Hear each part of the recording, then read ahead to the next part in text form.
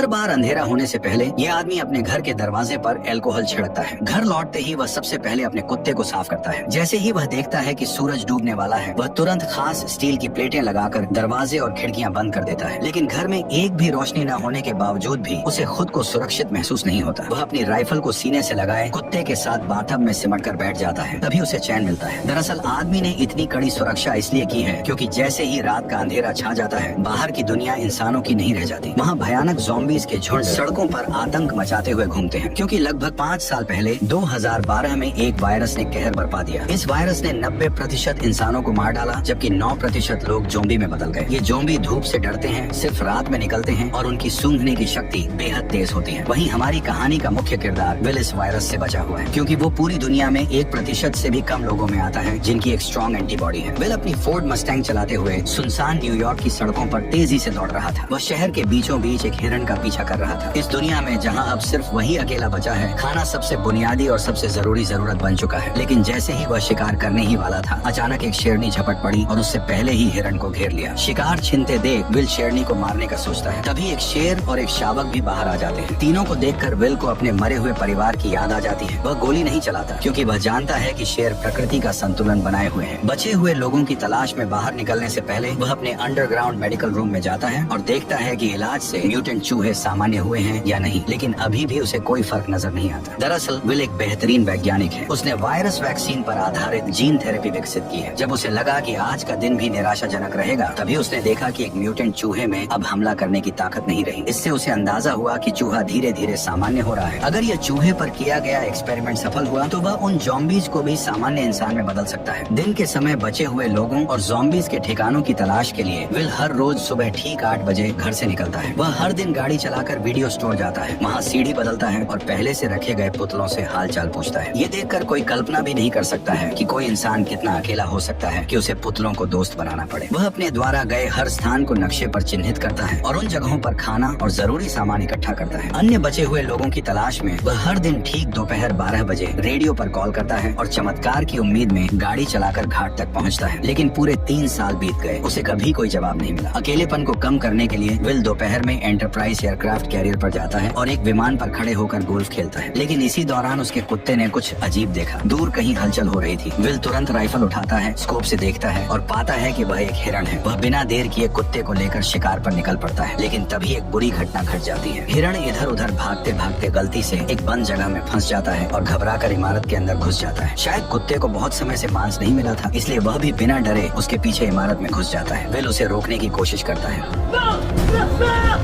Will घबरा जाता है, लेकिन अपने कुत्ते के लिए उसे अंदर जाना ही पड़ता है। अंदर पूरी तरह अंधेरा था, कुछ भी दिखाई नहीं दे रहा था। भले ही मैंने वीडियो की ब्राइटनेस पूरी कर दी हो, फिर भी माहौल और भी डरावना और भयानक लग रहा था। इस वक्त विल का दिल बुरी तरह घबरा रहा था, यहाँ तक कि एक आईना भी उसे डरा सकता था। जैसे ही वह ऊपर जाकर कुत्ते को खोज रहा था, अचानक उसे एक दर्दनाक चीख सुनाई दी। उसे डर था कि कहीं उसके कुत्ते के साथ कुछ बुरा न हो गया हो। वह खुद को दिलासा देते हुए आगे बढ़ा। सीढ़ियों पर पड़े खून के धब्बों का पीछा करते हुए मोड़ पर उसे एक जानवर का कटा हुआ सिर दिखाई दिया। राहत की बात यह थी कि आगे बढ़ने पर उसे पता चला कि वह अभी अभी मारा गया एक मूस था। लेकिन मूस के चेहरे पर मरने से पहले का डर साफ दिखाई दे रहा था। ये देखकर विल ने बंदूक तान ली और चारों ओर देखने लगा। तभी उसे एक और डरावना नजारा दिखाई दिया।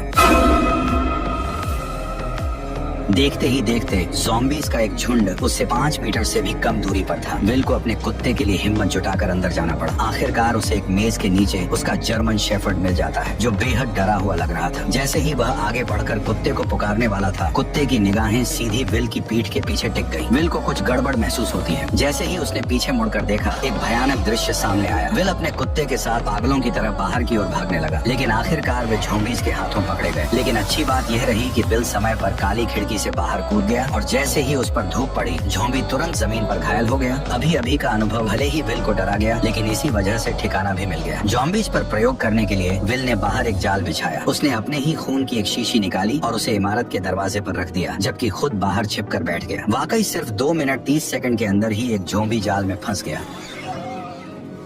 और जैसे ही जाल सक्रिय हुआ, एक जिंदा ज़ॉम्बी जबरदस्ती बाहर खींच लिया गया। लेकिन तभी एक गुस्से भरी दहाड़ के साथ एक डरावने चेहरे वाला ज़ॉम्बी अचानक बाहर आ गया, मानो वह विल को तुरंत ही जिंदा खा जाना चाहता हो। वह खुद भी नहीं समझ पाया कि यह ज़ॉम्बी इतना गुस्से में क्यों था। घर लौटने के बाद विल तो बस ज़ॉम्बी पर प्रयोग करने में ही लगा रहा। उसे बिल्कुल अंदाजा नहीं था कि ये फीमेल ज़ॉम्बी असल में अभी अभी दहाड़ लगा रहे उस ज़ॉम्बी किंग की पत्नी थी। विल के उसे पकड़ लेने की वजह से